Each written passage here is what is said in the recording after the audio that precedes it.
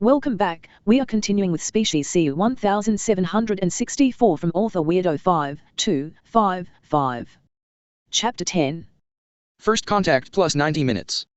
Aliens, said Ben, looking up at Diana as continued to work on the environmental control system of the Ark. He'd been at it for a few hours, but the damn thing still wasn't working right. Diana nodded. Aliens attacked Earth. They detonated a selective biological pathogen in the upper atmosphere. Ben nodded and continued to work on the panel in front of him, ignoring the joke that she was making. Ben, shouted Diana. Startled, Ben jerked up and hit his head on the panel behind him, making his head ring. What? He growled, turning to look at the small girl. He paused. For the first time she looked like a child, her eyes welling up with tears that could not fall, a look of desperation prominent in them. She was normally a small adult, what with her understanding of all the different ship systems and her unnatural ability to quickly pick up and understand almost anything.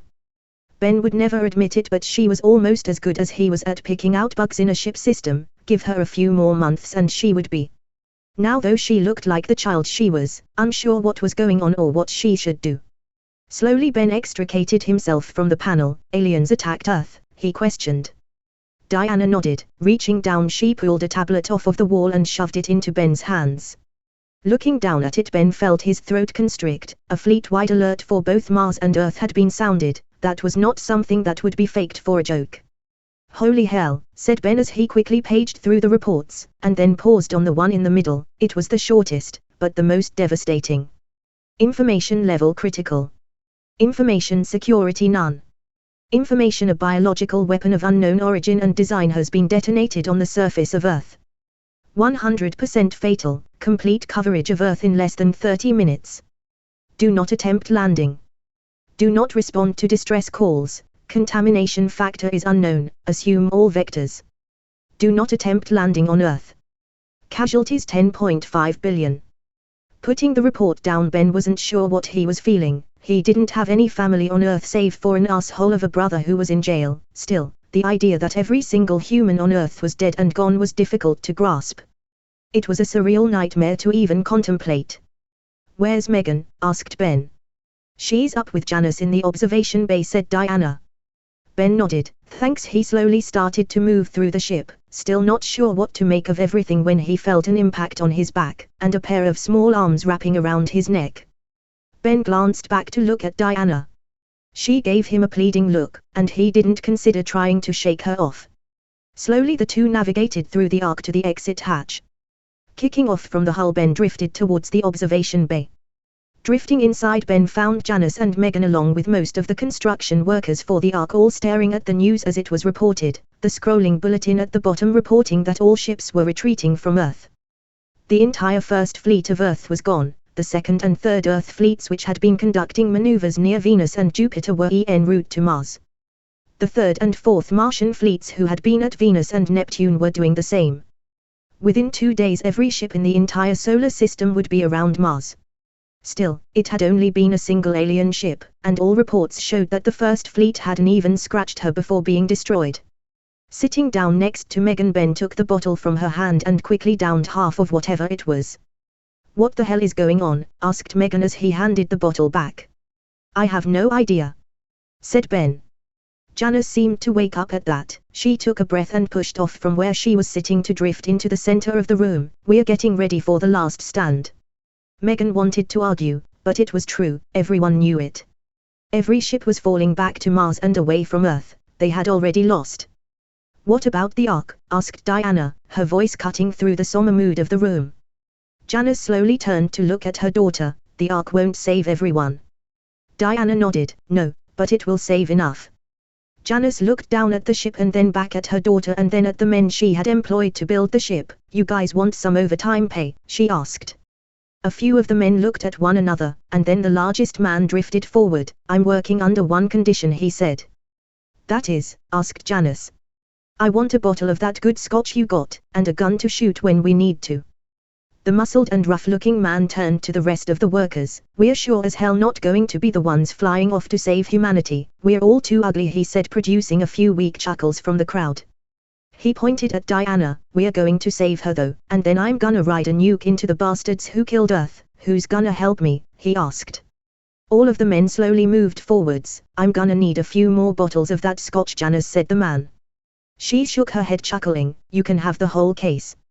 First contact plus 1 day 17 hours 42 minutes. Lincoln sat down at the conference table and looked across it at the politicians. Despite everything that had happened, they still looked presentable. Her own clothes were rumpled and her hair a mess, her brain running on a not-so-healthy combination of the Martian coffee and other stimulants. We understand that you have been manufacturing antimatter, said the politician sitting in the middle of the table, Senator Daniels. Yes, said Lincoln. The senator blinked. You don't deny it, he asked. Lincoln shook her head. No, I don't. I told you I was manufacturing it with the help of your military. The man to the left of Daniels, Senator Hollows, nodded. Yes, and that is a subject that will have to be investigated at a later date. At the moment we want to know how much of it that you have, he said. Lincoln leaned back in her chair. I have about 7 grams of antimatter. Senator Hollows nodded. In exchange for that antimatter we won't press charges against you for violation of the treaty. Senator, what do you intend to do with the antimatter? Asked Lincoln. We intend to weaponize it, fend off the invaders who destroy Earth, said Senator Daniels. Lincoln nodded. All right, let's say you do, then what? There has to be a hell of a lot more ships than just the one. We have not received any reports indicating as such, said Senator Hollows. Lincoln sighed. Their ship can do FTL the same as the longboat for all we know they have reinforcements waiting a few light days away or heck across the galaxy. Attacking them without investigating the full extent of their power is a good way to make sure the rest of humanity dies. Senator Daniels shook his head. I was not aware that you were a military strategist, Dr. Lincoln. In any case, this is not a discussion. You hand over the antimatter and take the deal, or we will take it anyway, he said, looking smug. It's not a military strategy, it's common sense, and in any case, I am the one who called this meeting. I told you I had the antimatter, but we're not going to waste it on a simple bomb, said Lincoln. The Ark you have been constructing in conjunction with the head of the Martian crime syndicate, Janice? You want to send 500 people to another star system and leave the rest here to die, said Hollows. That seems like an even more stupid and cowardly idea than attacking. So you would have your population throw themselves at an unknown enemy? The Terran defense fleet was destroyed in seconds. What makes you think you would fare any better? Our military has more advanced ships than those of the Terran Navy. We have been assured they will stand up to the weapons the aliens are utilizing. Lincoln stared at the two politicians for a moment and then started to laugh. It was a strained laugh with no humor in it, bordering almost on insanity. She had thought they were only playing the politics of the situation, but they believed what they were saying. Lincoln continued to laugh and, reaching into her jacket, extracted 2 small objects, a small tablet and a canister much like the one she had shown Captain Takiya several months ago. An intern sitting in the back of the room recording the proceedings seemed to be the only one who knew what it was, and at the sight of it Blanchett let out a small scream. Here is the antimatter, and an analysis of the alien weapons from the Yamato. They were firing plasma-based weapons somewhere in the range of 5 terawatts output. The most we, Mars, or Earth have produced for plasma-based weapons is in the megawatt range. We have no defense against this type of weapon, said Lincoln. Why the hell are you carrying that around? Asked Senator Hollows as he halfway stood from his seat, as if getting a few more feet away from the substance would make it safer. Lincoln glanced down and tapped the canister, knocking it onto its side. Everyone else in the room winced. Incentive. This is only about a quarter ounce of what we were able to produce. It's as much as I'm willing to give you if you want to make a vain attempt to bomb the aliens. Picking up the canister, Lincoln juggled it in her hands for a moment, tossing it in between them before underhandedly throwing it across the table to the senators. Daniel's eyes widened and he quickly reached out to grab it. The small thing slipped through his fingers and fell to the floor with an audible clink. Scrambling from his seat, Daniels retrieved the small canister and sat back up, breathing hard. What the hell are you playing at? He asked. I'm not playing, Senator, and I have no intention of stopping my plans to launch the Ark. Your military command has been aware of my utilization of the old accelerator and the construction of the Ark at its highest levels since the inception of the plan. The Earth military was aware as well, and both militaries offered me aid. Lincoln stood up and offered the data pad to the senators. I have no doubt they were looking for a way to weaponize the FTL technology, but they both recognized that Pandora's box had been opened and I was fine letting them use me so long as I got to use them. They wanted a weapon or tactical advantage. I wanted to make sure humanity spread to the stars. Now those goals are the same. We both want humanity to survive and we don't have the time to deal with you. Senator Willow picked up the pad. What is this? He asked. The signatures of the Martian military commanders who support me. They are still not happy with how you retained control during the war. Politicians don't make very good strategists. I've also got the support of what is left of the Terran military. So you can fall in line with the plan I have outlined there or be ignored as we execute it, said Lincoln. Senator Willow stood up. This is an act of war, Doctor. Not only have you illegally produced antimatter, but you have also incited and planned a military coup on our planet. We have enough on you to have you hanged right here, he said. Lincoln let out another strained laugh. You do that, and humanity will die right here. If you want to help, I'll be meeting with the Martian War Council in an hour along with what is left of the Terran military, said Lincoln. She turned and began to walk out of the conference room. Arrest her, said Senator Willow. The two guards flanking the door glanced at one another and then at Lincoln. She glared at them for a moment, and they saw the determined insanity embedded within her gaze. The two of them remained still, not moving, as she swept out of the room. First contact plus 1 day 19 hours 05 minutes. Lincoln sat down at her second conference table for the day. This one looked more appropriate for the situation. People were constantly moving around the large room. Multiple cups of Martian coffee were on every surface. Data pads were everywhere, and for some reason, even a few slips of paper were on the large table. The generals of the Martian and what was left of the Terran military were sitting around the table or otherwise up on a display, a total of 30 generals along with a few hundred other ranking individuals listening into the conversation with the ability to talk when needed were around the table. The general was sitting next to Lincoln. Off to the side behind him were two military officers that looked familiar for some reason, a Martian and a Terran. Lincoln couldn't place exactly where she had seen them before though, and quickly dismissed it to look back down at her notes.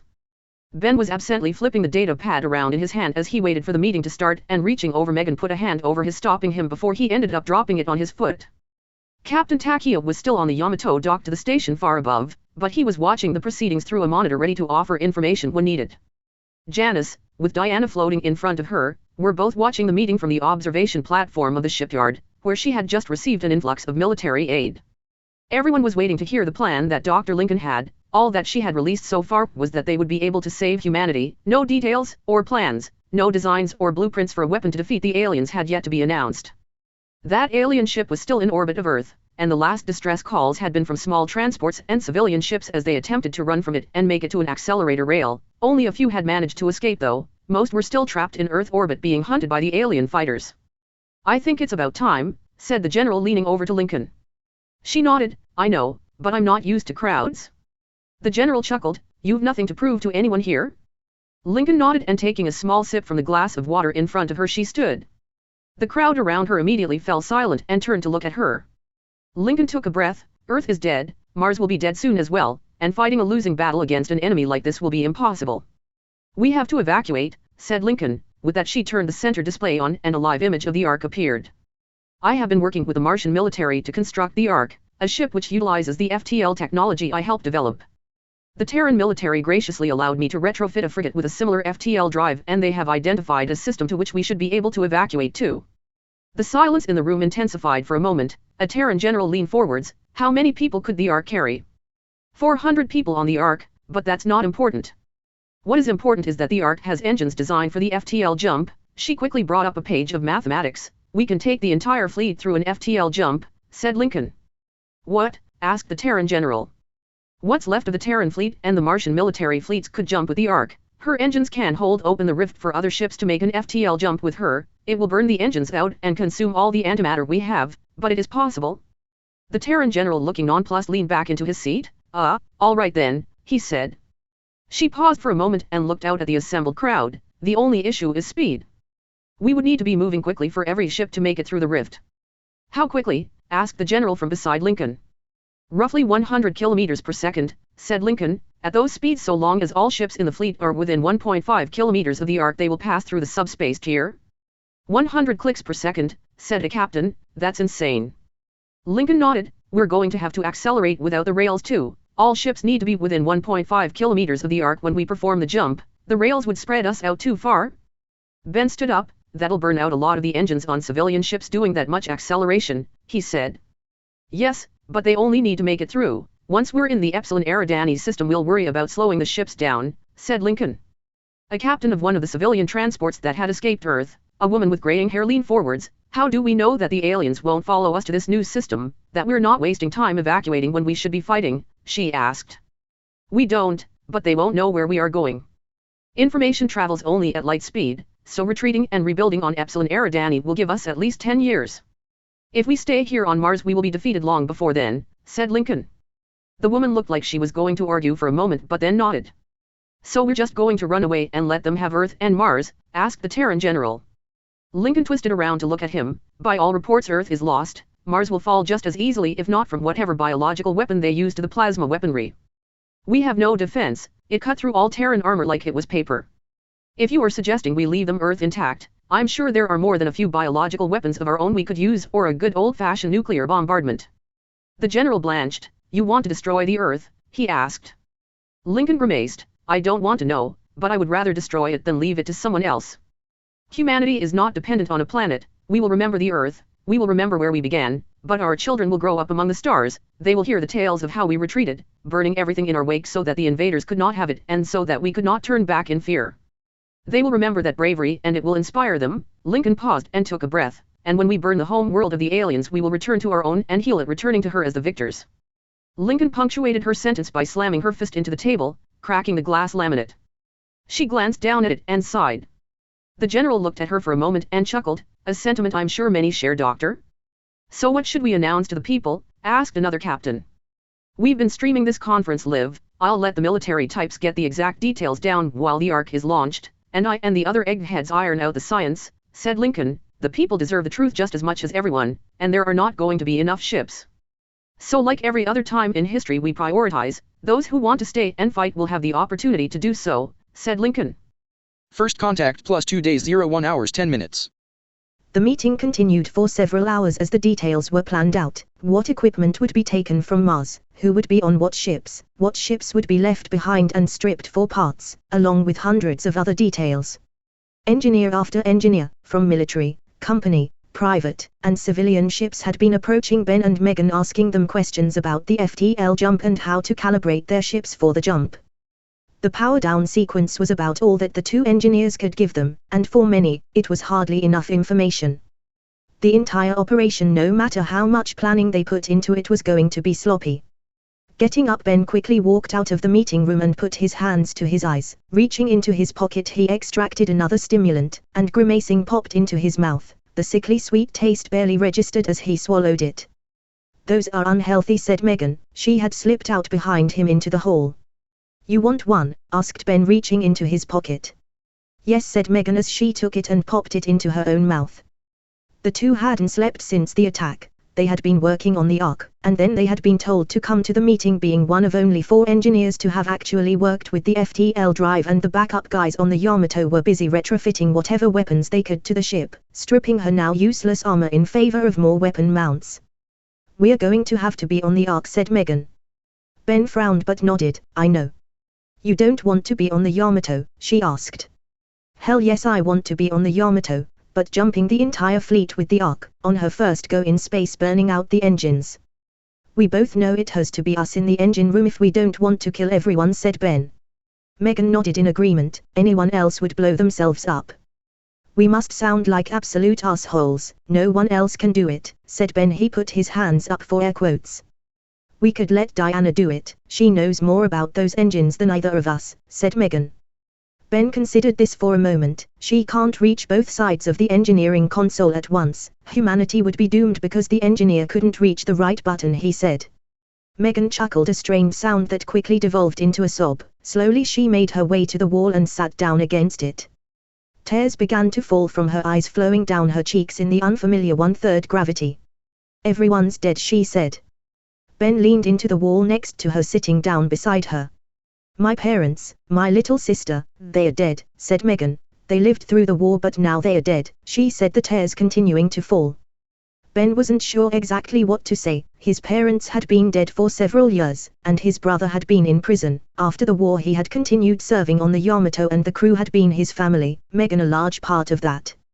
You think it hurt? Asked Megan. Ben hesitated, looking down at the chief engineer for the most successful battleship in the Terran fleet. He wasn't used to seeing her like this. She was strong, and worked constantly to ensure that no one saw her like an old-fashioned woman in need of a knight in shining armor. But even the strongest people had their limits, and she, like everyone else, had lost everything. It was biological, said Ben, not finishing the sentence, the implication hanging.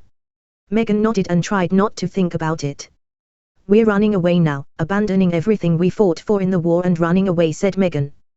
We're retreating so we can make some really big weapons and kick their teeth in. You saw the video reports, they shredded everything. We can't fight that right now, said Ben. Megan nodded and sighed. Leaning over she put her head on Ben's shoulder. Still feels wrong, but it makes sense, said Megan.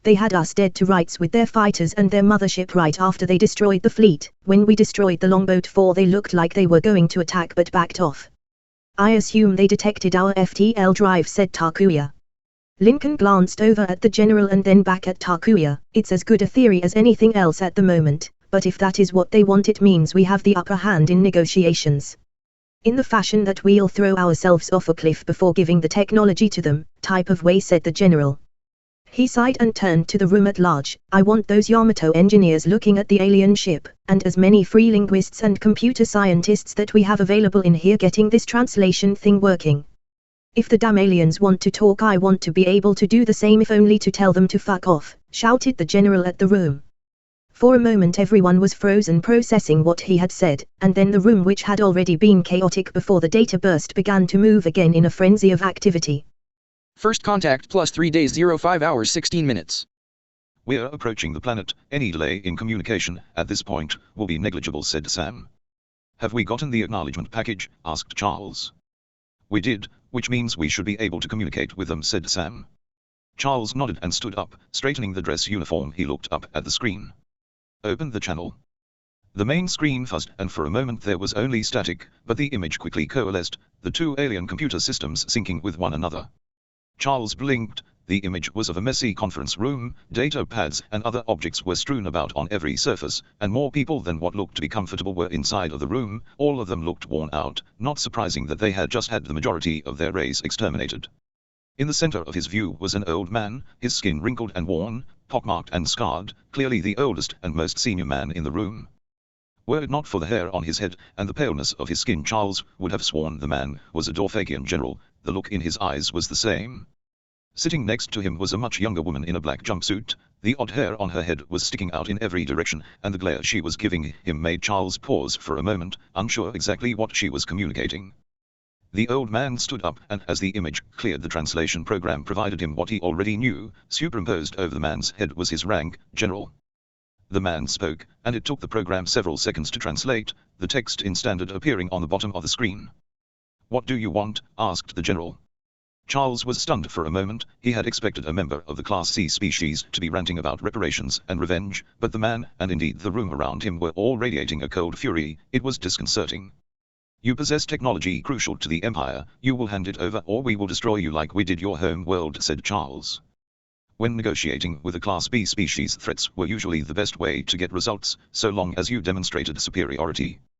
That was apparently the incorrect tactic to use when negotiating with a Class C species, however.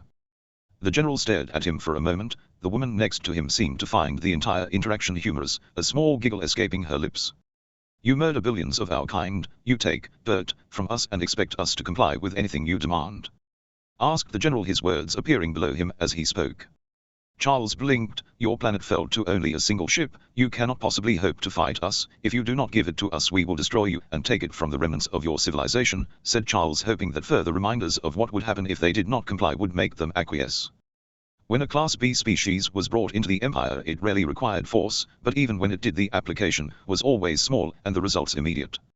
It clicked in Charles's head as he looked at the man. He could see his eyes darting back and forth, reading the translation on his side. The general was responding like a man of the Empire would. He was responding in the same manner Charles would if he were in a similar situation. He would rather die than comply.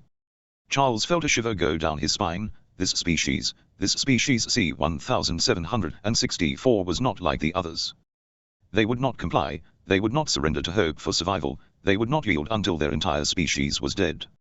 You seem to be laboring under the impression that threats will be effective. We have no guarantee you will leave us alone if we give you what you want. We would not give you what you seek anyway. Try to take it again and we will destroy you and all knowledge of it.